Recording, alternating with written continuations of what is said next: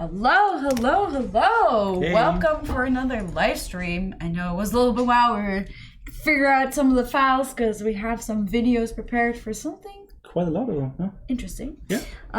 But yeah, welcome everyone. We're going to talk about update 1.1, which is the next update. And I think we're just got to dive into what we have planned for today. So yeah. Busy. So let's first maybe start off with just giving them a bit of an update on where we are with the service. Because I think that's on everybody's mind. That's on ours as well. Every day. Very, very intensely. So service situation. I mean, obviously we're working on the 1.1 update, and with that we want to bring out improvements for the service, and we will do that, and we have that. Now, let's talk a bit about what that actually means, because obviously this is multiple different points. We're talking about two main phenomena. We're talking about the phenomena of the rubber banding stalls on one hand, and we're talking about the disconnects on the other hand. And some people are affected more by one or the other, and also depending on the region you're in, we have seen some of those issues to be more prevalent in one than the other region. So what we've been doing is we've been going through network code. We have been optimizing things. So like our engineers have done a lot of extra legwork there in order to get some of these improvements out. And the most important is that we found a couple of stalls inside the server infrastructure that kind of had up to 5 seconds of no response. And we are under the impression that this is actually one of the main causes why people are experiencing this. So in this case, with 1.1, these improvements will be going on the test server, and then obviously on the test server, we'll hopefully have you guys join the test server and actually validate them for us, because only with enough people coming in can we really see if we're on the right track, if it worked out, because just fixing something can only be validated if you actually have lots of people playing it, and within limited capacity inside our company. We need the outside world, we need the real infrastructure in order to try it out. But we're very confident that we're making a great step forward. I can't look at the light. Yeah. So this has been one big thing, but obviously this is not a silver bullet, right? We have to understand that things like networks and server systems are very, very fragile systems. And complex systems. Lots of moving parts, lots of complexity in there. So this is something where we also have to use, and obviously the time on the test server to dig deeper. That's why we've done additional things like additional logging options, so that you can actually produce content for us, because we will see the logs, we see the telemetry, and that also might give us additional perspectives on actually what is going wrong, or if the issues that we think we fixed with our changes are actually validated to be fixed. So this is one of the bigger changes. And obviously not everything is ready, but we will obviously going to update the test server step by step. So you will be able to help us a lot there by just playing on that once it goes live, and help us generate data and improve the service. Because no matter what we do content-wise, no matter what we do with cool new features, if the servers aren't ready, people can't really play, then obviously there is no game, right? So for us, it's the most important thing. Exactly. We recently had this blog post where we explained a little bit the inner workings of this already, and hopefully now we're very confident about this. We're making some very good steps forward. Exactly. So yeah, we obviously try to keep everyone up to date as much as we can. We just recently did the new blog post. The post that we did on the Steam blogs and on Reddit. We had some smaller blog posts before that, and we are actively working on it because we know how frustrating it is. I mean, we're just as frustrated by it as you guys are. So know that we are working on it literally every day. Every day they're doing tests. Not a single day has been gone by that we haven't done a test. So they're working on it, and please test for us on the test server to see if things are improving. Awesome. So yeah. Now let's talk about the new stuff, because there's actually also not just fixes, but also new features. So one of the first things, and that kind of goes directly again in what you guys feel very strong about, is UI and new improvements of the UI. So with 1.0, obviously we shipped the new UI. We shipped, I think, a very good UI in many parts, but also one which in some other areas was too clunky, was too complicated, and had issues still. We couldn't 100% bring it to the level of quality we really wanted. But we're catching up on that stuff as promised already in the 1.0 dev streams and the immediate updates we gave right afterwards. So this is an ongoing thing for us. So let's talk about what we're actually doing. And for the most part, we're talking about three main areas, and that one is a quality of life improvement. So this is just a convenience feature. You've probably seen it already on our roadmap, and that is the staying and party. I know the day is finally here. We have been asked about this for so long, and I'm very happy that it's finally gonna be in the game, so we don't have to re-invite your friends anymore. It's just like after match is over, you just stay together. Yep. Long overdue, but it's finally here. We Yep. have done and put it in the game. So lots of quality improvements for just like the unnecessary clicks you always had to be doing rounds, and then the guy wouldn't accept right away because he went on the restrooms quickly or whatever. It's all much more convenient. It feels good, and it's much better. Exactly. So we don't have any video about it because it kind of goes speaks for itself, and it should be a good step forward for you guys. Mm-hmm. Oh, that's a good question. Does it work with a random partner? It's I think it does not work with a random partner because there is no host, but it works with the friends. That's the most important part. That's good to know. Yep. So first, what is this first update that we've done besides the staying in party? Yeah, so roster gear usability. What does it mean? So the roster is where you have your hunters, where you manage your hunters between missions, equip them, etc. And specifically the equipment part was a bit not so ideal.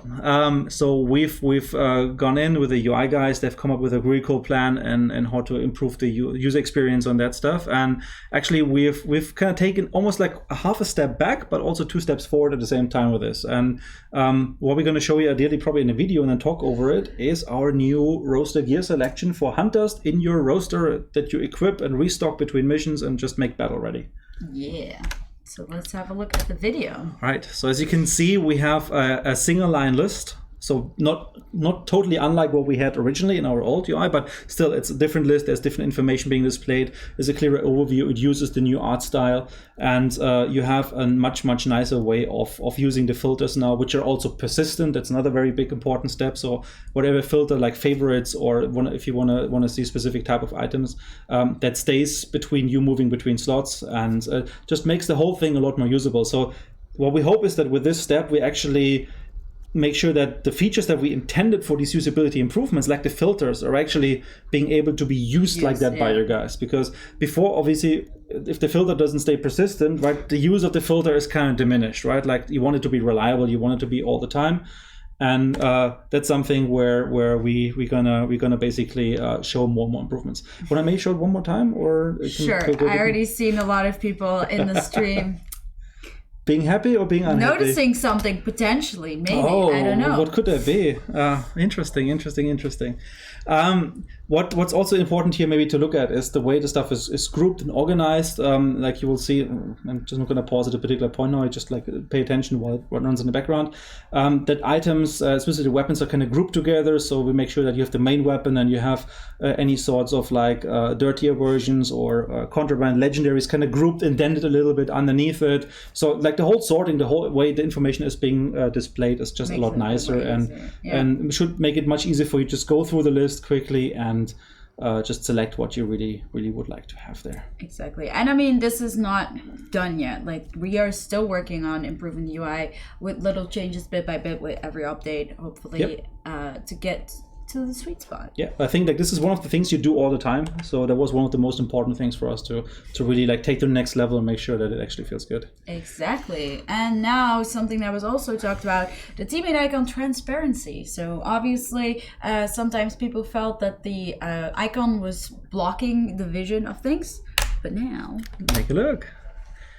So here you can see your down teammates, but the moment the icon moves to the center of the screen, you actually see it become a bit less intrusive. It's more transparent, so that in case someone is trying to currently loot your partner and you want to like take their headshot when he does so, or just like in general just covering you, you finally have a chance to do so. It's no longer as massive in the way as it was in the past.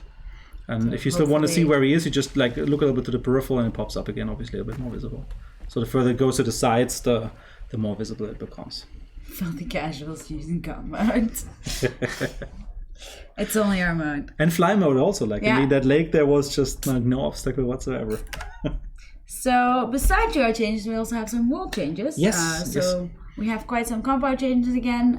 For the most part, people have been like working on just bug fixing, optimization, smaller things. So don't expect like the massive list of changes that we had moving to 1.0 with that. But there's a couple of really small but very, very clever changes along that.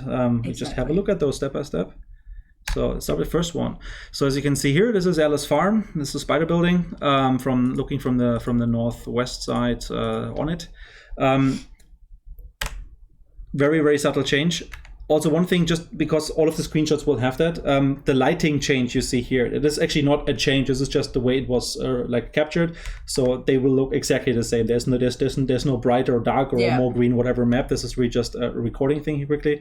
So let's ignore that, but let's focus on the actual changes in there. And as you can see is like that we've boarded up specific holes, certain gaps that you could kind of always shoot through, that made it very unreliable whether you were actually safe inside or not, or someone found that angle to kind of give you that headshot. So it has been cleaned up a little bit, a bit nicer from the overlayout. But as you can see here, it's rather a straightforward change. Now here we are at Slaughterhouse, actually. That's like the Boss Arena Slaughterhouse, looking in from the dock kennel and the white like living quarters.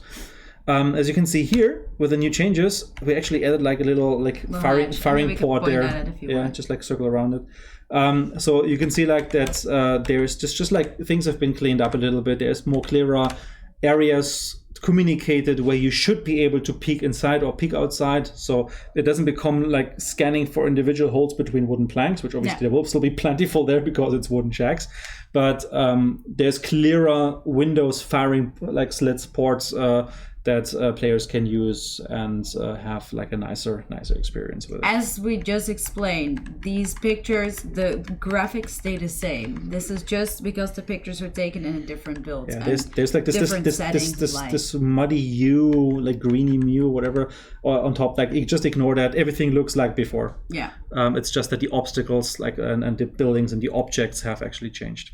Exactly. So now we are looking at Catfish. This is the south of Catfish, the big like wooden stack of logs there. And there's actually a couple of changes, so we'll stay on this one a little bit longer.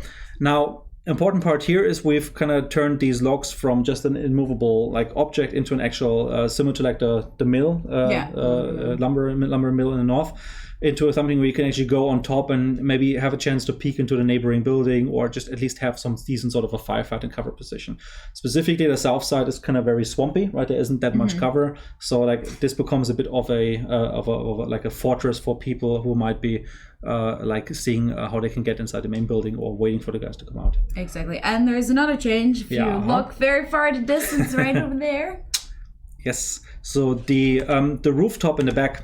As you know, like there is this huge ladder, as you can remember, on the east side of the boss building. You can kind of get up on top of the main on top of the main roof of the main building. Now there was a bit of a dead end because the only way to really get up there was with that one ladder. So like for example in quick play or even in certain situations in Bounty Hunt, that became obviously like a very powerful position to be on because you could kind of control, unless they brought grenades or whatever, like it was really a hard time for them to remove you from that position. What you can do now is you can use the ladder to go onto top of the white building or directly climb up to the middle roof to then access the main roof also from the other direction. So the whole verticality of this compound as a traversal option is therefore just greatly increased and should allow for some nice interesting drop-down jumps or general like IQ 200 moves. Exactly. IQ 200 IQ moves. Okay, next. Everyone's favorite location. Yep, so we're here at Scupper Lake. And you remember, like, Scupper Lake always has like this little like what's it called, mini farmish type of building on the outside of the compound. And what is always felt a little bit like a weird appendix, like it didn't really feel well integrated into this, and there wasn't any clear like walls, boundaries in terms of like how to move around. Like it kind of flowed into one another and was a bit awkward usually to fight around. So this has been changed a little bit. So it's been cleared up, and we'll see this in the second screenshot actually here from a different direction. This is how it used to be. So you see like it's very open, very exposed.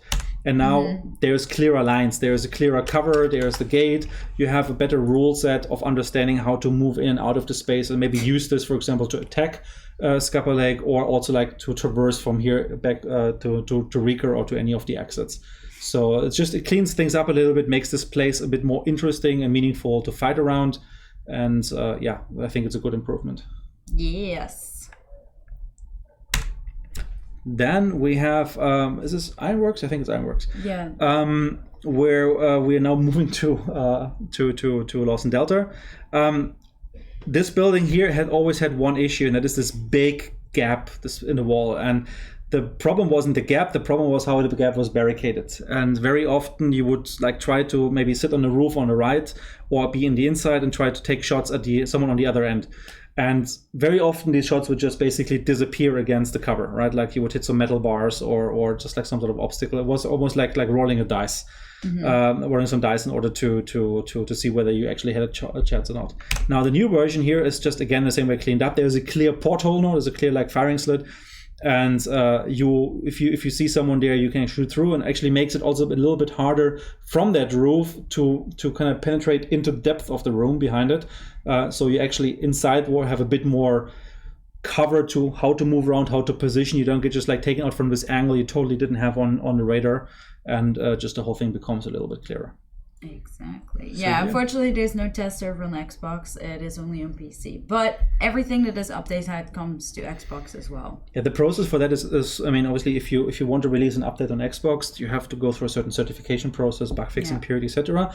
So in this case, actually, the Xbox crowd, like they have an advantage here, which is that they will have the PC guinea pigs for do all the testing for them, or do all the bug fixing, and only when everything is really in a stable state will it then come directly to Xbox as part of a proper platform update with all the certification, all the nice polish that it should have.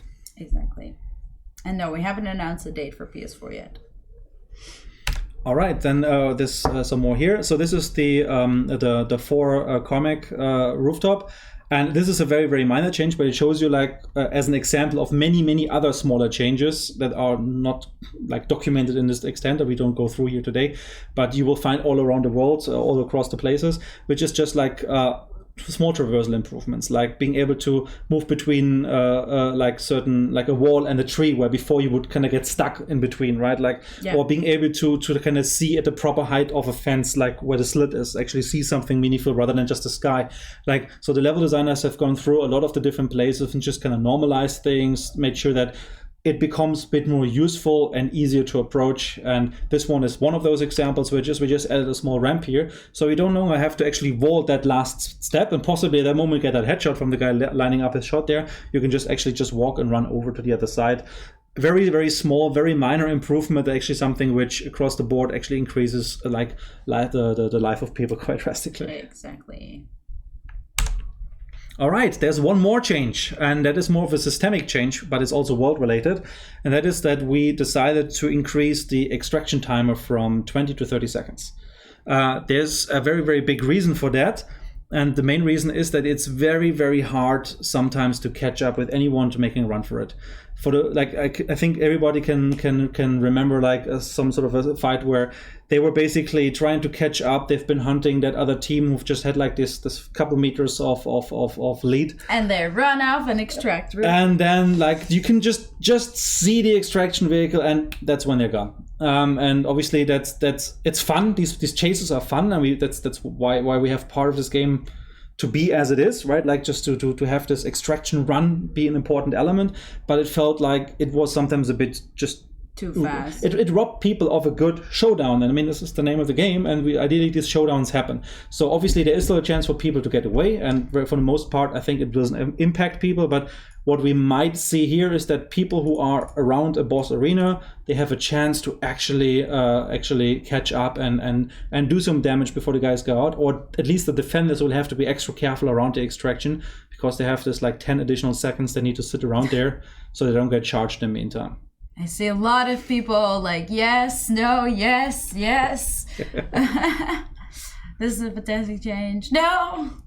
Very varied. I'm very curious. I mean, obviously, this is why we have the test server to test stuff like this. Yes. And to actually also point on that, because obviously we have seen people talk about having a shorter game time. Yes. And Dennis is going to explain you what he is. So basically, like feedback like that is what we receive from different people. Like sometimes streamers come forward with some ideas, sometimes community people come forward. We see threads emerge in Reddit or different forums, etc. So obviously we take all of that stuff in. Like this was one one example where we agreed with, and I think it's a good solid step forward. It makes sense. So we want to try it on a test server and see how that feels. Yeah. So obviously, again, it's going to be on test server first. So it's not like this is going to be set in stone forever now, but it gives us a first chance to actually validate this and if it makes sense. Now, this other example, for example, was, hey, can we maybe just make the entire map time long, either longer or shorter? Both examples have actually been pushed forward.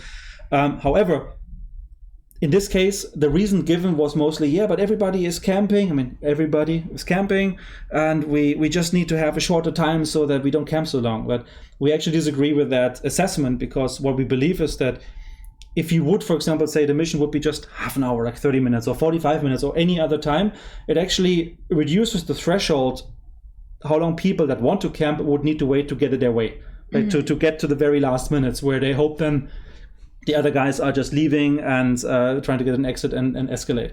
Now, what we fear is that if you would do something like this, is that there would actually be fewer occurrences where you have to wait a long time. Yes, because obviously the map is also shorter. So rather than maybe 45 minutes in very, very extreme rare cases, you would maybe sit there for 20 minutes. But you would probably have this whole camping be just a lot more frequent thing to happen, because the barrier would be so much shorter. Like, people would be more likely to even try to camp to begin with. So I think it would be actually detrimental and wouldn't help with that problem. And instead, what we have to look at is how the camping situation, in case it becomes a problem, can be actually remedied by other incentives. For example, we will need to look into, and this is nothing which we have done for 1.1, but we're still currently investigating, is can we have stronger incentives, for example, for killing the boss? Can we have stronger incentives for playing the objective fast rather than only relying on taking the bounty at the end from some other team we ambushed, right? So it's a very complicated, it's a very complex scenario with different rules, and we feel that just dumping down the mission timer would actually be detrimental. And rather than that, we want to take a little more thought about this and actually think about what in the core loop we can change or adjust in order to avoid camping to become even a strategy, rather than just trying to fix this without really fixing it.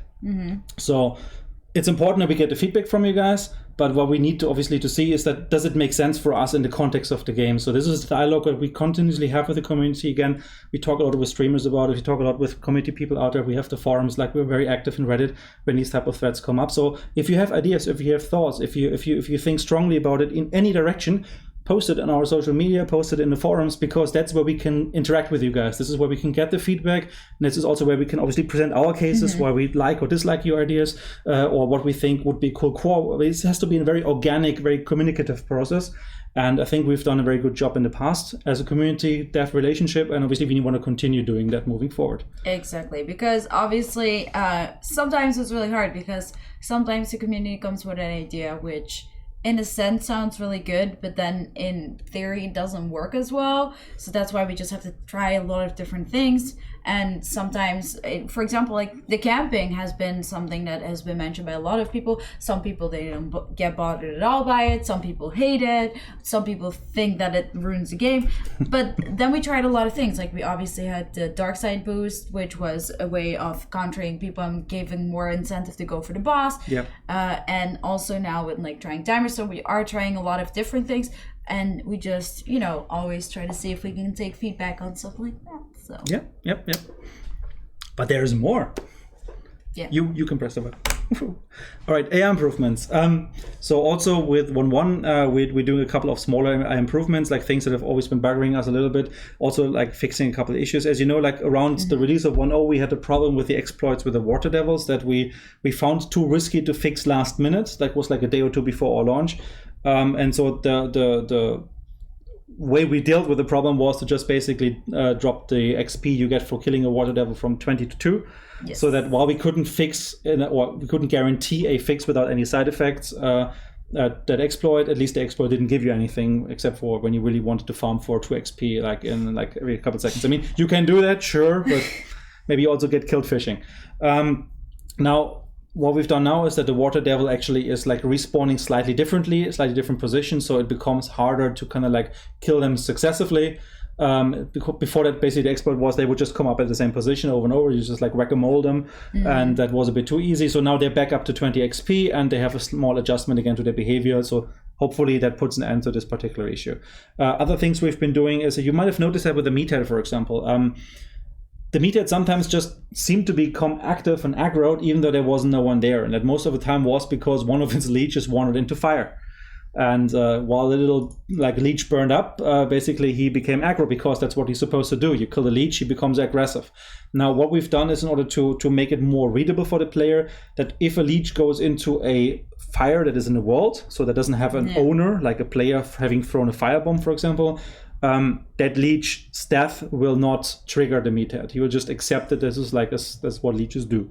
However, the moment they get killed by a player, be that like you throw a firebomb at a group of them or you shoot them whatsoever, obviously the meathead still goes aggressive. And that's more important now because the player can more reliably detect whether there might actually be other players around the corner where you've just heard that meathead go aggro. Like you don't know, right now you don't know that the leech just wander off and get himself killed, or was another team. Now you know reliably it's a player increased or player induced effect. Just like with the ravens being ignored by AI and only being triggering from the players, it's very important that this language, this readability for sound stimuli comes from the players, so to ensure that you have reliable PvP feedback. So we had a question related to that. What if a player shoots a lantern and it burns that leech? Then what? Who owns that fire, the world or the player? In this case, the player, because there's a system we call the instigator system. And the instigator system basically means that any sorts of damage knows where it's coming from. So if I shoot a barrel and that barrel blows up and kills a player, I'm getting attributed a kill. Yes. And the same is true with if I shoot a lantern, the lantern bursts into flames, the fire kills something, then I get attributed a kill as well. However, if the fire just exists in the world, or if, for example, like a burning emulator runs into a barrel and blows himself up, that is something where there is no instigator, so the world has killed him, and therefore there's no kill attributed. And for the purpose of the meathead, he wouldn't aggro in this case. Gotcha. I hope that answers your question. So we got some new legendary content. Yeah. Because obviously a lot of people want more. They want more. So and they deserve it. They deserve it though. So first, we have 2 additional legendary weapons that you can unlock just with blood bonds. They're both Romeros, and the first one is the Southern Bell, which is your basic Romero 77. Just as a legendary weapon. It's very, very nice, like nice little details. It's a very subtle legendary, but I think it actually feels very good in your hands. And that basically follows our concept for legendary weapons, which is like to now focus a little bit on weapons that haven't had so much attention when it comes to legendaries, like specific variants also, or just main weapons you didn't see many variants for. In order to just increase this variety so that everybody who has like their little favorite gun also can look at specific legendaries for them and have some fun with them. I mean, in general, we're still getting many more from many different weapons. Because I know a lot of people are like, what about the uppercut? What about this? What about nitro? What about... So, yeah. Yep. So this is actually like another interesting point here. Well, we get to this in a second. So first, let's have a look at the second thing here. So this is, again, just like the same screen, just from different directions, like 2 pictures basically per legendary to just quickly look at. And then we have the second one, which is the Sins of the Sun, and that is a Romero Hatchet legendary weapon. This is still one of my favorites. Like I really love the hatchet. It's just it has changed in its power a little bit up and down across the patches. I don't know. I never got used to the hatchet. It just, I don't know, compared to the. Because I always, if I go for shotgun, for me it's always the Spectre bayonet. I don't know, I just like the stab more than the That is axe. true. That is true. It just feels different. What I like about it is that you have this one blast with the shotgun and you can just like follow up without having to swap weapons and just like gonna charge in and hopefully finish the prey. So this one has like all sorts of like very, very weird, obscure engravings and like blood ritualistic treatment. So very, very nice weapon. I like it a lot. So both of those are just unlockable with blood bonds in a normal way. So you can just like play the game, get some blood bonds, and if you like the weapons, you just like unlock them for the amount that you've put aside for them. Yes. They're also not the most expensive of those. They're just like somewhere sitting in the middle.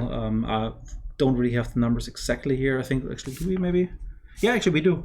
So the Southern Bell I think is 500 blood bonds, and the Sins of the Sun is 300 blood bonds. So basically, it's like on the lower end of what you can purchase here. Besides that, we also have our first weapon DLC. So this is basically a weapon that you will be able to purchase as a separate DLC. This will be on the test server in the menu, so you can kind of like take a look at it in the preview, the weapon preview, etc. Move around it. But until we are on the live servers, any DLC content will not be purchasable, of course. So therefore, it won't be accessible on the test server in terms of playing with them. But obviously, they will be in the menus. You can look at them. You can read the fluff, etc. All that stuff. Yeah, Mikey won't like this. His favorite weapon. This one, I really, really like the look of this one. Like this, really this dreamcatchery American, like native, like the pattern. It feels very good in your hands. Also, like it's just like it's a nice solid weapon. It's a Winfield Swift, so like the fast reload one. So it's a solid piece. I like it. More detailed like more details of them. Yeah, it is really cool. I love how they have the little like wire with the little what are they called? Burly beads almost. Yeah. I think it's a very, very nice. I love the feathers and stuff. It looks really cool. I wonder, does it move as well? I don't even know. Yeah, it has a bit of like a physicalized thing. So like it was more like a little dingly bit. So there's like some movements in there. It's really nice. Then we have our next legendary hunter. The Phantom. Yep. So it's one of two legendary hunter DLCs that we're releasing. So you can again you purchase the DLC and get access to this legendary hunter. And obviously it's very like opera inspired, but like it's basically like a Phantom of the Opera. A lawyer from I think Louisiana who obviously has like some face injuries, and he has like some injured arms. You can see it maybe more interesting on this arm here. Yes. See his left arm is very nice. It looks really cool in first person when you have like this little prosthetics and the little pieces, the leather strapping around it. That's actually really, really nice. And yeah, I mean, it has like certain resemblance with certain serial killers from other games and other movies. I see a lot of people are like, yeah, so much white, he's gonna look so visible. So yeah, I think people really enjoy coming across this guy in his face. He leads the white shirts. Okay, that sounds really wrong. Not like that. So that's the Phantom on one hand, and then we have a second DLC hunter. My favorite. So cool. Lorena's hair. She's a bandita. I mean, look at her. She's really cool.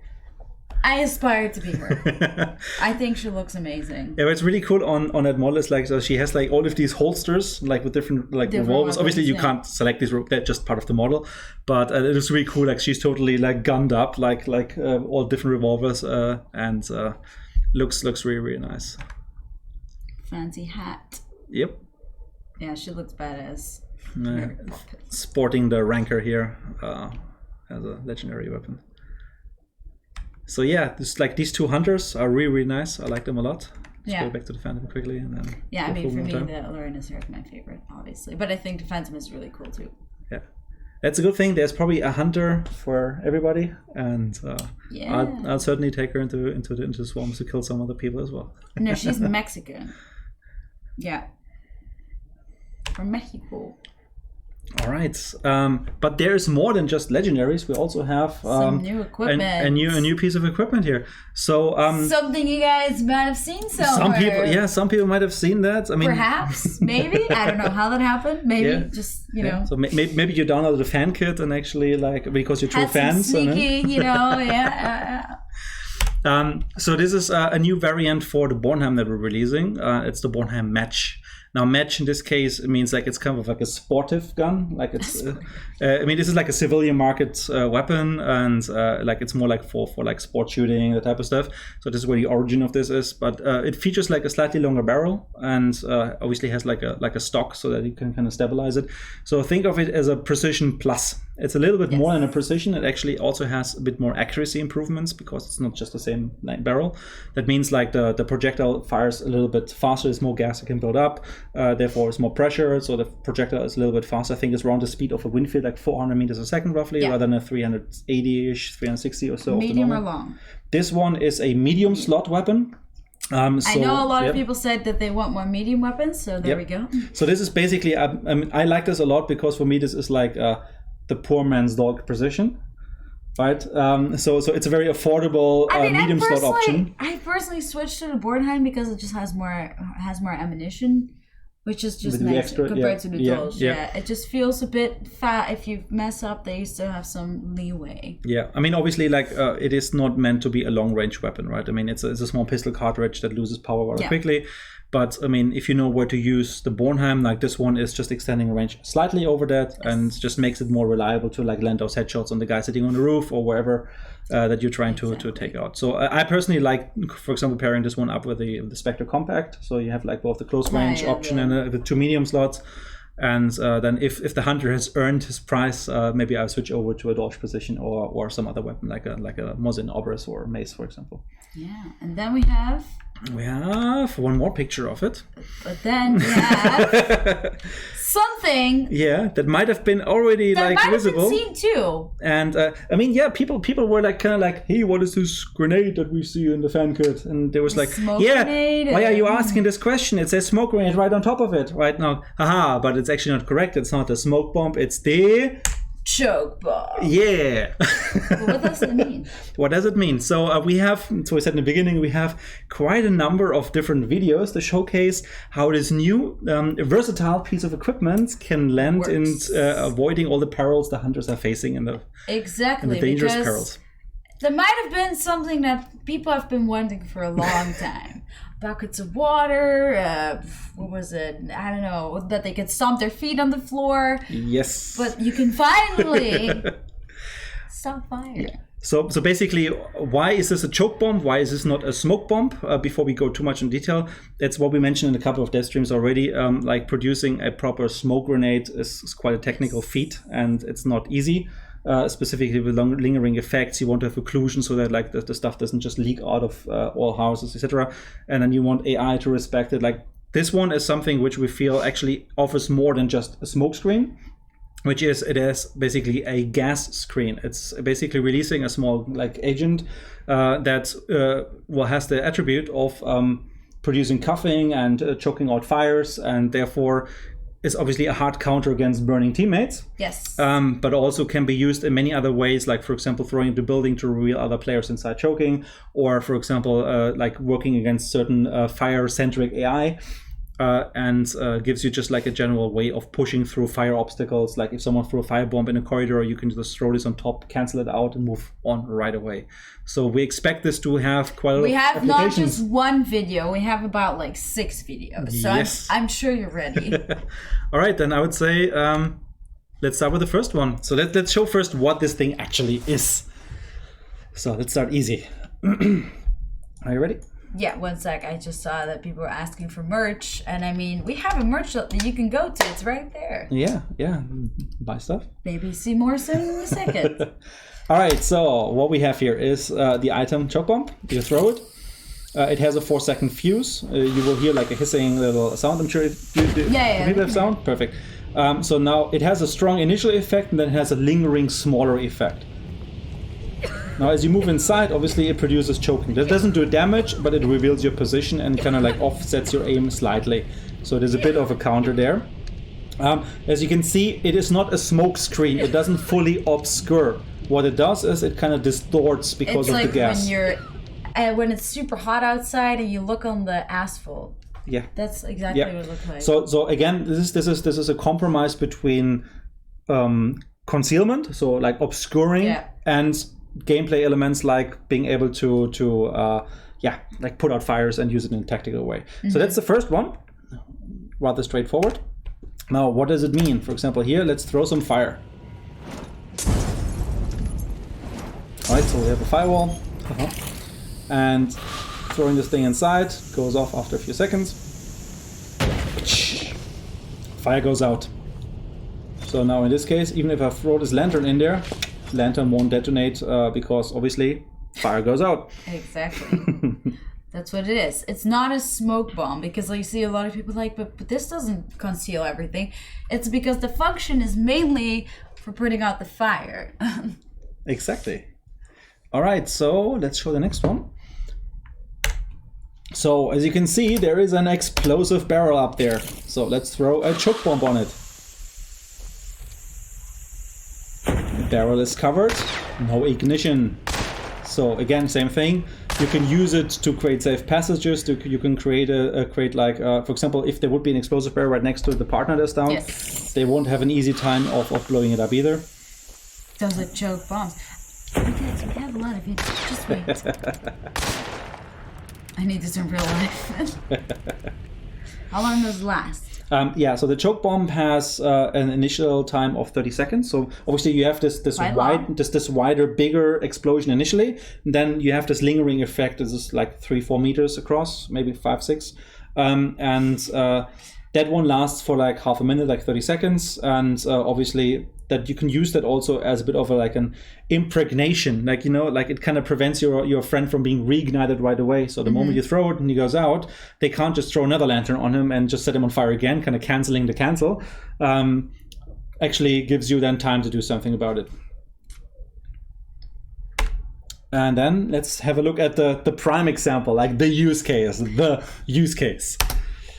So your poor friend. Never happens, I don't think. Your poor friend gets killed by obviously another evil hostile hunter here, totally, and you come to the rescue and wanna extinguish him. So in this case, the initial explosion has choked out the fire. So fire the on him goes out. burning effect goes away as well, then, right? Yes. So basically, also if for example you're just running around burning and you walk into this area, you also your fire stops, right? You just go out as if you would be sprinting in water. It gives you just like this safe haven against fire. Now that John Hunter chokes to death. No. The thing is, like, it's just strong enough to choke out the fire, but it doesn't choke the hunters. They're just coughing. They survive. They're all good. That's what they tell you. But then wait later, few days later, they start getting lung cancer. After the career, there's like use of like lawsuits and it's. But in 1895, our present time, this is not yet an issue. No? Okay. So. All right, then we have more. So here we can see our all-time friend, the emulator. Obviously very fire-centric. Well, he has another really nice trick here because he actually dies from it instantly. So this is a hard counter against any emulator. If an emulator runs into the cloud, if an emulator gets like directly hit by the impact, he's done for. He instantly dies. Poor guy. He had so much to go for him, and he's dead. So yeah, nice hard counter against him as well. It's just a side effect. Obviously, you probably won't be able to bring one of those things just to kill an emulator, but there is the use case to do it, right? If you don't have a teammate getting down this round, this is what you can use that thing for, to just eliminate something, or just maybe just be safe from the emulator in the zone. It's also interesting for quick play, for example, where obviously some of the enemies are much more of a challenge depending on the equipment you've found, and the choke bomb here can actually be a very nice thing, because obviously there's not going to be a teammate you want to save it for in quick play. Then we have the next one here. So someone has been throwing it on the ground there, this little companion, and he's throwing dynamite in, and the dynamite goes out. And he's throwing a frag bomb in it, or sticky bomb, and it goes out. So it becomes basically a shield against explosives. So that's what I said, like if there would have been a hunter lying inside that you've just like basically put the fire out, you won't be able to reignite him while this effect persists. So it becomes a proper shield, and like even the there's one edge case. That's one thing that is still possible. So if you take a bomb plant and you fire into the cloud and it just goes on the ground or hits like the core, the projector is deleted because it's obviously on like ignited as well. However, if someone has already been hit by the bomb plants and he has it in his belly, and he walks into it, he's still gonna blow up. I'm glad, because otherwise I would have been real upset. Let's just assume there's like enough oxygen inside of him to still keep the fuse alive for whatever reason. But it's just an edge case, and I think that makes sense. So yeah, this one more here is actually quite interesting. Please pay attention to the small ignited lantern on that scaffolding. So obviously any sorts of fires from lanterns, they will also go out. Once the effect has passed, you can just go and turn them back on. But at least you would be able to just like dim the light in one entire room already, just systemically from that.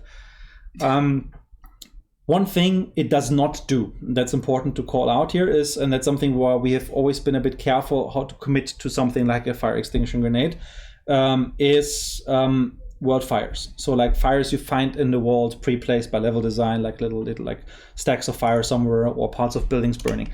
these will not be affected by the firebomb at all. That's something that we would like to change moving forward, but this is not an easy task because it means making all of those fires in a way interactive, which obviously makes them more complex in terms of performance they take. Then you have several hundred of those across the map. So this is not an easy feat. It's something which is around the corner. Yeah. But at the moment we said that we want to accept this inconsistency. We just want to deliver that asset that you can use to like save your friend, with a higher priority than saying it's 100% consistent. I think the people have done a wondrous job here, like getting all of these sandbox elements. So it's like I think like a dozen or two different features that you had to interact with from AI, like the torches of the grunts, they go out, right? They only have like a stick left, etc. And all of these things have produced quite a lot of work and testing, etc., to get it right. So I think systemically this is a major thing already. Mm-hmm. But the one thing that's unfortunately 100% there is just the wildfires, but I think we're fine accepting that for the moment, and I think you probably agree. I see already a lot of people mention that the wax dynamite should work in the choke bomb. I feel that should work. The wax dynamite I think actually should work in the choke bomb because does it? I think so. I'm not 100% sure. Because I thought he threw one earlier. And I think it was actually a sticky bomb he threw. Could be, maybe. I'm not 100% sure. We have to follow up on that one. If not, then well, so be it. No. I mean, that's why we're on tests. Yeah. We're testing. I mean, obviously, I see a lot of people already been worried, thinking it's a bit OP, which in a sense, it kind of does sound like a black hole that destroys anything and it just like kills anything. It doesn't destroy bullets, so that's the important part. But we will obviously put it on the test and then we can see what you guys think. Yeah. But the wax, I mean, so potentially wax should work, so we'll see. All right, so I think we have one or two more additional videos here, actually. Yes, I see. I already saw a lot of people ask about the butcher as well, and I think we have a video for that. So here, this example is cuffing. So basically, I just to emphasize on the point that you hear the choking and have a chance to kind of like even like throw this into a building, and you know that okay, well, there's definitely hunters up there, right? Like so you can use it to reveal them. And then there's nothing stopping you just following up with, for example, a flash bomb or following up with a poison bomb or a concertina bomb. Like all of these things work without fire and therefore are perfectly fine to be thrown into this. So it's not a hard counter against everything. It's just that you have to be conscious of what you want to use. Like a blank fire decoy in there obviously doesn't trigger, but anything that is not fire-based mechanically or like spring-powered like the concertina obviously still works perfectly fine. Yeah, I see a lot of people asking for frag grenades. Do they work? A frag grenade is fire-based as well, so we don't have a proper hand grenade, right? Like the time the game is playing, there were no hand grenades. So what we have as a frag bomb is basically, hey, let's take some wooden stick, put half a dynamite stick on it, put like some metal debris around it, wire it together, and then that creates a stronger blast, right? I mean, it's in a sense a dynamite stick, just modified to look like a bit more modern, like a hand grenade, but it is makeshift. It's not like not using any specific chemicals that can burn underwater or anything like that. It just goes out. Trap wire. And there's one example. That's what I kind of mentioned already a little bit. You see the grunt with the torches. And the moment he gets choked out, obviously... his fire goes out. The fire goes out. So you can still beat you with a stick, but you won't be set on fire anymore. This is again, you won't be consciously throwing these at a grunt, right? I mean, like we wouldn't use a dynamite bundle against a grunt. But if the grunt happens to run inside of it, that is what systemically would happen, and that sometimes can maybe also like save your ass a little bit. Then we have here one more situation where some other hunter has torched your teammate. Obviously, you didn't do that. Obviously. And the choke bomb kind of like allows you to put it out. You see, like it wasn't strong enough from the range, but like she just ran in there and then was put out. But obviously, like the choking still reveals her. So the choking is actually an interesting point as well because it also doesn't serve as a direct, easy way of reviving your hunter. There's always the consequence that obviously, as you throw this on your friend to choke out the flames. If you want to rush in directly to revive him, you will also give away your position in doing so because you will be choking. And once your partner is up, he will also be choking. So there's pros and cons. Obviously, they can't just counter by throwing like a grenade in there because as we first learned, they would go out. But there's a give and take. It's not a perfect solution. It's very situational. And I can guarantee you that you will also come across situations where even this choke bomb is not going to be the silver bullet saving you. Like if your partner ran down into like around 5 corners into the boss arena and just got killed by a guy sitting there with a shotgun or whatever, even if you somehow try to get an angle with throwing that grenade down there, you will still have to follow through. You have to kind of push into this area in order to retrieve him, right? It just buys you that time, and it removes this instant pressure, this instant, some would say, unfair situation against you, that not only do you just lose your partner, but now they're also pressuring you to make your move because they put a timer on him by setting him on fire. Exactly. Yes, it has a 20-second timer. 30 seconds. Oh, 30 seconds. 30 seconds. 30 seconds. And the choking lasts for roughly 15 seconds. And from the pattern, you kind of eases up a little bit over time. So like if you're inside the actual area, like it's very intense. If you just got like hit by the initial wave, but you're like for this distance here at the moment, you're not inside the actual like gas cloud. And it's just a little bit of coughing. But if you step out of it after 15 seconds, you're back to normal. And it just has a very, very limited impact on like your aim, etc. I see a lot of people already with questions, but we're going to do some questions at the end of the thing. But I think we have one more video. I guess it's the butcher. Ooh, I know a lot of people were like, what does that do to the butcher? Yeah, well, it does what you would expect it does, as being a weapon that turns out fire. It actually chokes him out. So what you see here is, his, we didn't only like record a small video here, but what happens with the butcher is basically, obviously his fire hook goes out, which means he won't be able to hit you with fire attacks. He would not be able to hit you anymore with flicking like fire, liquid, burning oil, whatever at you. And obviously he wouldn't be dropping any fire patches with his attack. So you throw it on him, or you throw it into the arena, make him walk into it. That's the benefit. However, if at any point he runs into fire or gets fire damage, he reignites, right? At this point, then he's back with the fire. So that's the nature of systemic sandbox features. They have to work systemically, which means you have to establish the rules so that everything which is kind of fire-based and respects it and has a meaningful response, so that you can be clever with it, because that's the main reason why we do things like the concertina bomb. That was why we ended like different poison applications, etc. It's like that there is a tool set, a range of tools available for the player to try out different tactics and approaches. Like put the antidote shot in and just like throw on like poison bombs, for example. You're not affected by it, can be powerful. Obviously, very edge case, very meme-like, but it's part of the sandbox formula. And the choke bomb just feels like another place in that sandbox tool set. Yes, poison bomb still works, yeah. Yeah, poison bomb still works. I see a lot of. I feel like this is definitely the the bully of the consumables. It kills the immolator instantly. It takes out fire of the butcher. It takes out all the fire that people had on there. It's really the bully of the consumables. Yeah, I think the biggest bully. It's like this. It's like the no card. Exploding kittens. Nope. Yeah. Nope. What about nope? But yeah, so I want to ask you some few questions about the choke bomb, because like people had some questions. So first of all, when do we unlock it? Which part is it part from? So the choke bomb unlocks basically when you leave trainee mode. So at rank 11. So it's basically when you would actually need it. So it's a very early piece. It's its own class. So there's no grind of unlocking like specific other items to get to it. It's available right from basically the get-go when you play competitively and can lose your hunters. And it costs I think $25 in games alone, normal currency, and which is just like a little bit more than a dynamite stick or like a firebomb, but I think it's a reasonable price and not overscoped at all. Yes. So yeah, it's ready available, and the main reason what you have to choose basically is if you feel it's a valid option, because obviously it competes with other things for a consumable slot. It is a consumable item, and as such, like if you bring it, you have to bring one less dynamite stick, firebomb, or vitality shot, or anything else that you usually bring along. So it, as part of the tool set, maybe you come up with a strategy that maybe just take the risk and at least one in a trio or one in a duo brings one just in case, so that sometimes you can react on it, or maybe everybody should always have one. This is totally up to you. And just it's one more piece in the tool set for you to choose or to choose to ignore. What does it do to fuses? To fusees, the fusees go out. So no more fusees. Yeah, again, nope.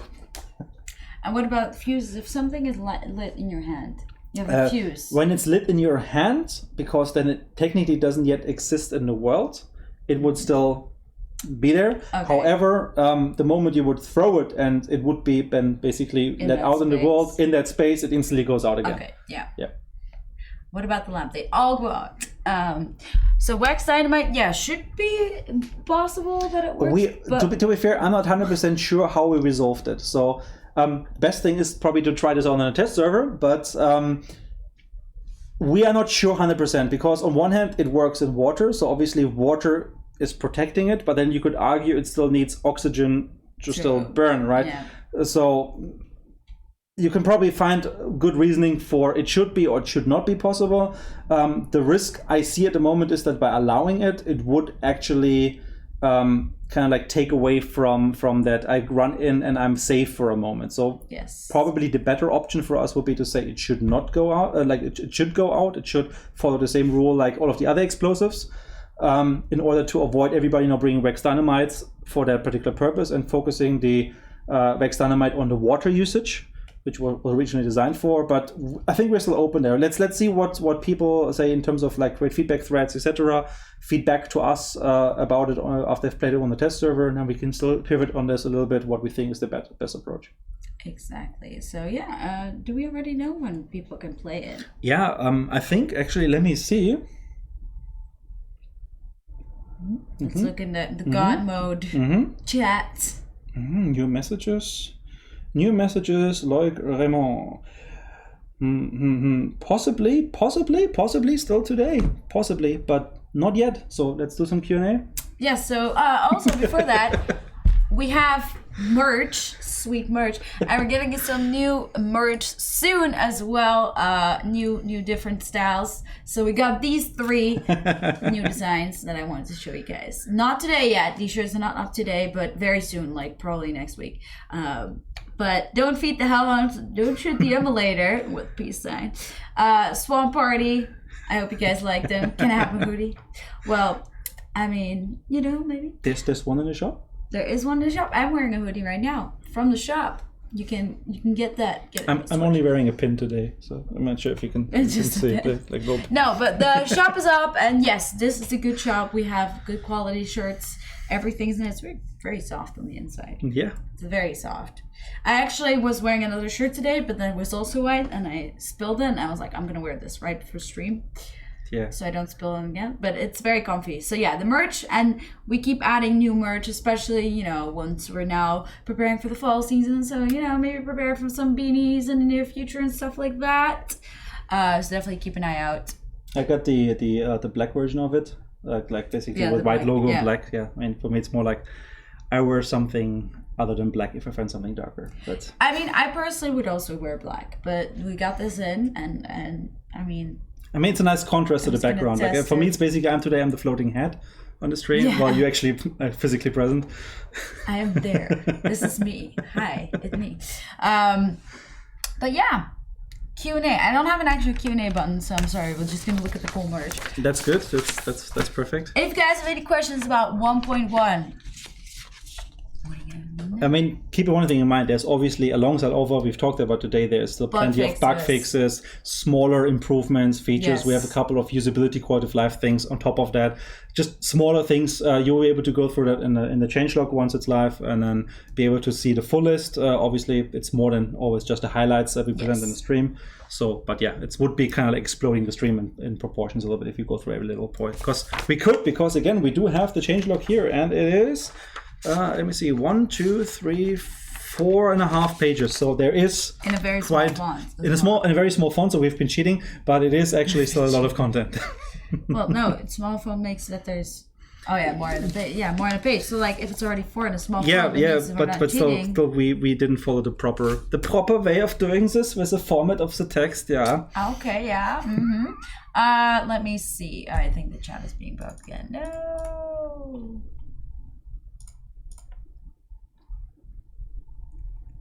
How long till it's live? Hopefully today, but otherwise early next week. I will be checking back once in a while, occasionally, while we're doing the Q&A session, if there is an update on the situation. Yeah. So let's see. Does the choke bomb react to the hive bomb and the poison bomb? Wait, now I lost the message. No. I don't see it. Yeah, it was somewhere, but now in the chat bugged out the program. Shit. But yeah, does it work with the hive bomb? Can the hive bomb still be used, and can the poison bomb still be used? Yes. So the choke bomb only really affects fire. Emulator being made out of fire, well, he is kind of snuffed out.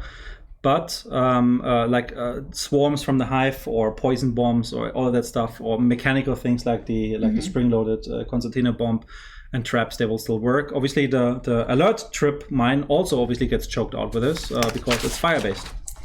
Let me check, because I think pretty much one thing that I saw someone ask. Yeah, there's one thing actually I want to also mention. The legendary hunter traits, right? Yes, exactly. Yes, so that was something that we haven't touched on.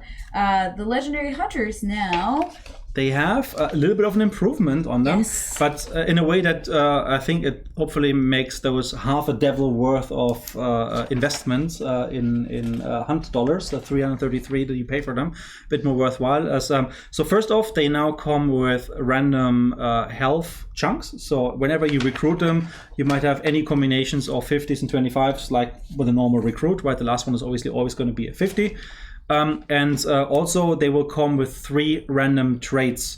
Now these random traits will not just be random traits. They will be obviously again following the same logic as for how your bloodline has progressed, so which means the traits that would normally be available on the normal hunter recruits would also become available for those.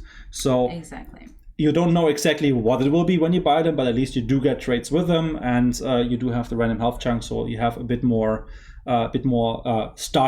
kick-starting them into being like a useful combination. And maybe that random trait that you see on them actually sparks some ideas for how you want to equip them this time around, because they maybe have some really cool Scopesmith trait or like something that allows you to like be more effective with specific weapons or playstyles. Exactly. Let me see. There was also one thing that I now we'll also be able to do random teams with 3, right? Nope, that's not yet. Then that's still on the list. But that's something we're working on. We actually had some initial testing with it. This will be something for the next update. But we've put it on the roadmap. It's communicated. It's very, very important for us. We want to have it out. Didn't make it for this update, but will be very, very likely in the next one. Yes. So the 3 legendary DLCs are all separate DLCs. So they're not one pack like they were like Legends of the Bayou. It is all 3 different ones. So you can buy just one, all 3 of them, 2 of them. Okay, that's all the 3 options you can do. So you can choose which ones you want. The cost, I don't know yet, but they will be announced when they go live. Yep. Because there's also different costs per country and everything else. So yeah, I mean, you usually have a good understanding of how much does it cost you to buy Bloodborns, for example, how valuable are certain weapons, etc. You see with the hunters already, where some of them were Bloodborne driven, some of them were in the DLC. So I think you can probably get a pretty good idea roughly in what like span we're talking about. Yeah. So persistent parties, that is exactly coming with this update. So I saw a lot of people mention a reconnect button. So while we would really like to add a reconnect button, it takes a lot of time to make such a feature. Like it's actually a lot more complicated than you might imagine. So instead of that, because we're working on the servers constantly, we would not be able to do that if we were to work on a reconnect motion. So either we fix the servers, which we really want to focus on, instead of doing the reconnect option. So it is just a choice that we have to make. Obviously, the reconnect option is more important. The fixing servers is more important. Wow. Okay, don't say that. It would be nice to have it nonetheless. Obviously, it would be a good quality of life improvement. The thing is, like, it would include things like, without getting too much into technical details about serialization. Like, so someone who is disconnected needs to be able to catch up with what has happened in the time he was gone, and that requires like drastic changes and logging inside the core of our game systems, and that's just nothing you just in a trivial way put in there. Exactly. That's why someone says, like, if you don't DC, you don't need the button. And that is the point. Like, we want to make sure that we fix the server before we fix it, even add a reconnect option, because it would literally take at least 2 months to make such a feature. With dedication, with full dedication. A long time. Yes. Longer time than you probably imagine. Yeah. So we really want to have the servers fixed. Yeah. So fix the root of the problem rather than doctoring around it and just fixing symptoms. Go after the real thing, and that's what we're doing. We talked about in the beginning of the stream. Like the servers are the most important topic that we're dealing at, and 1.1 already has improvements in this area. That's why we need you on the test server once it is available. Again, let me see if there's an update. Not yet. No, I have not received an update yet. So we already have some small fixes in this update, so please test on the test server, and then later we keep working on it. No, okay. We keep working on it, and then obviously hopefully have everything resolved as soon as possible, because like this is really our most important feature. Yes. So this is for the rubber banding, this is for the disconnects, this is also for server desync, which also causes for a lot of hit rec issues as well because of the server issues. If the server is under a lot of pressure, like performance wise, the optimizations you put in, like they help reduce that load a little bit, and that the server has an easier time catching up with all the tasks, and obviously then things like hit registration, like being able to update states between clients, which then obviously doesn't mean you have rubber banding because you actually are in a smooth synced position. All of that stuff goes hand in hand, and it's a very complicated topic, and I'm also like super technical person, so probably would need to want to have like a discussion with like take a look at the blog post that we've done, put out there with the technical guys together. Like it explains it so much better than I would be able to talk about it right now, but it's very, very important for us, and we have made very, very important steps forward, and hopefully with your guys' help on the test server we can see how well these changes are working in practice, because we honestly don't know until we have it exposed to a wider audience. And then also with the additional logging that we have on the servers, we can more easily figure out the remaining steps, if there are any, that we need to take on test server to fix this. Okay.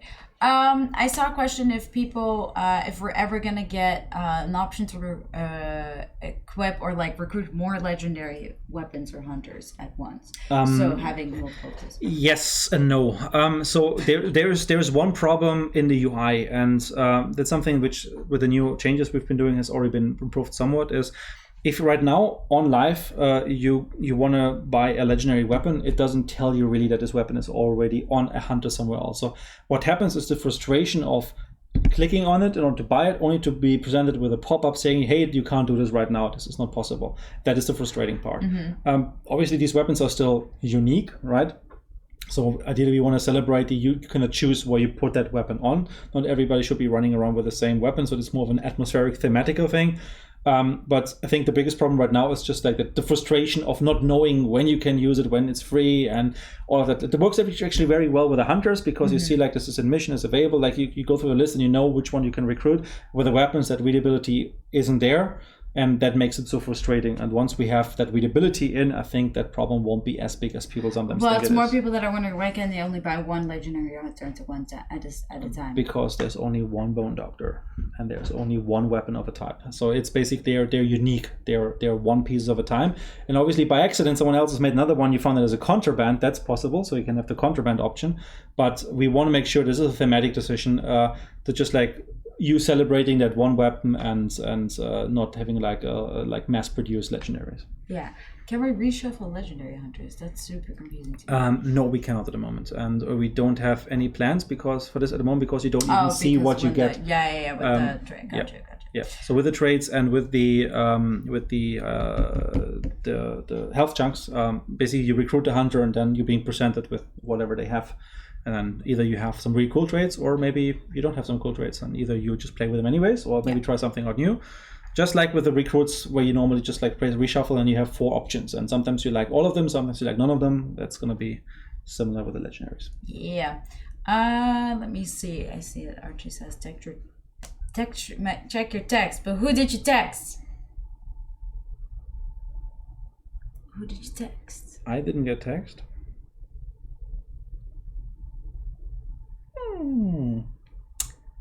Was it on Discord? Are you secretly texting us? Is this what? No, you didn't text me. Not yet. No text. In any case, we can either just do a little bit more Q&A and see if an update comes, or if no update comes during the stream, just look out for our social media channels, look out for Discord, etc. And we're pretty sure have an announcement out once the servers are ready. Yes. And at the moment, everything looks like today we will be able to hit the test server. Still, it's just like some small minor things we need to sort out in the configuration, etc. Do some testing and make sure it's fine, and then we should be out. And if something comes up, obviously, we will let you guys know through the channels as well. But everything still looks good, but we might not be hitting the stream schedule, at least for it. Yeah. Okay, guys. Did they mention legendary hunter has average perks and random health bars? Yes, we just did. Yes. Optimization. Yes, we always have more bug fixes improvements. So there are always optimizations and bug fixes. Yes. It is always a bit hard to, because it's not really like a highlight to mention or makes it really clear like what does done, because there's so many systems, so things are only relevant to certain people, but we are always adding bug fixes. Like every update we do has bug fixes. Yep.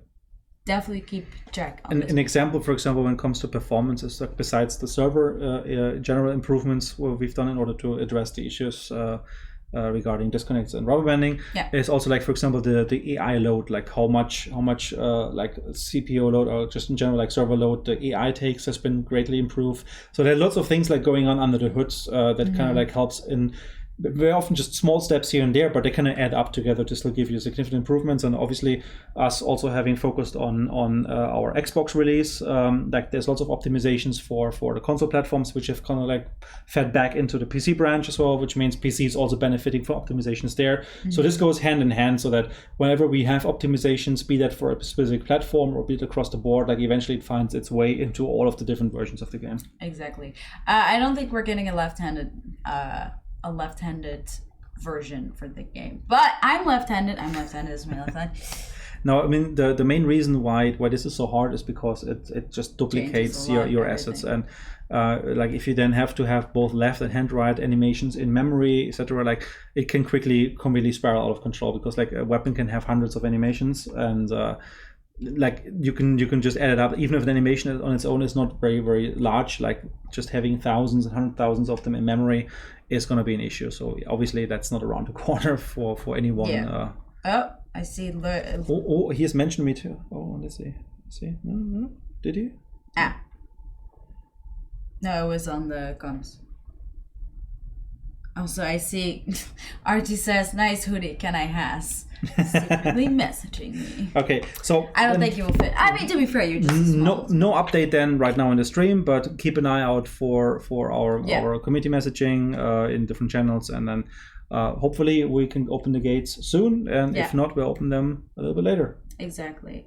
So at the moment we do not have any news on the new map yet, unfortunately. I know some people asked for it.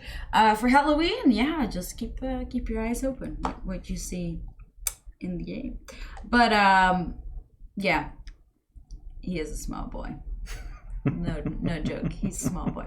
But yeah, thank you guys so much for the 1.1, and keep an eye out on the patch notes as well, so you can see the more detailed stuff and also like the fixes and such. And I mean, if you already want to see what's next, you can already check for post 1.1 on the roadmap, and also keep an eye on that merch shop, because the shirts that are coming are really cool. Shirts are coming. Yes. So yeah, do you want to say something still? No, I think that's basically it. I mean, it's the first update since our initial launch, right? Like the first big update that is. We have like done a couple of small ones with the sway adjustments and price adjustments and small like fixes, etc. So this is the first time with new content. Obviously, the first update is a little bit lightweight on completely new weapons, etc. Because the focus for us has been on providing you guys with quality of life improvements. So the UI has been a focus, the servers have been a focus for us, and just making sure that what is there works better.